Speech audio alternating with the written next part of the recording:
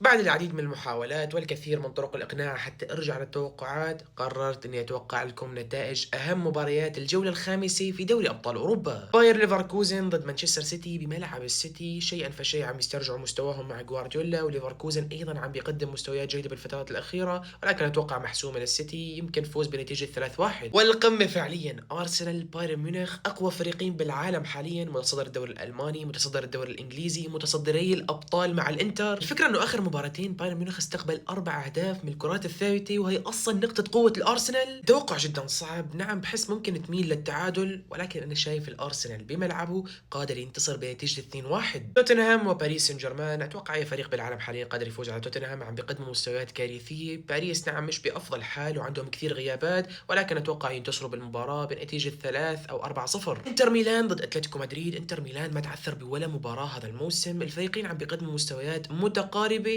انا بحس انه رغبه اتلتيكو في هذه المباراه رح تكون اكبر، خاصه المباراه رح تكون بملعبهم، فاتوقع فوز اتلتيكو بنتيجه 1-0. ليفربول بالانفيلد ضد بي اس في ايندhoven، فريق ثقيل فايز بالستة بالابطال على نابولي، بالاضافه انه متصدر الدوري الهولندي، ولكن اتوقع انه ليفربول رح ينتصر في هذه المباراه، مع انه عم بيقدم مستويات سيئه ونتائج جدا سلبيه، واتوقع تنتهي 3 او 2-1 لليفربول. ريال مدريد ضد اولمبياكوس، على فكره فريق بيلعب كره جيده، المباراه رح تكون بملعبه. ايضا ريال مدريد حاليا بفترة شك وتخبطات، مستوى سيء جماعي وفردي، بالإضافة لمشاكل في غرفة الملابس، ولكن بشكل عام مفروض ريال مدريد ينتصر، وأتوقع 2-0 أو 3-0 لريال مدريد. أيضا أحد القمم برشلونة وتشيلسي، في كثير تساؤلات في هذه المباراة فعليا، مين راح يفوز بمعركة خط الوسط، برشلونة مع دي يونغ أو تشيلسي مع كايسيدو؟ طب مين راح يفوز بهذه المواجهة، كوكوريا أو لامين يامال؟ هل فليك راح يلعب بأسلوب متوازن مثل ما شفنا أمام أتلتيك بلباو، أو لا راح يهاجم بكل ثقله، لأنه برشلونة إذا ما فاز هذه المباراة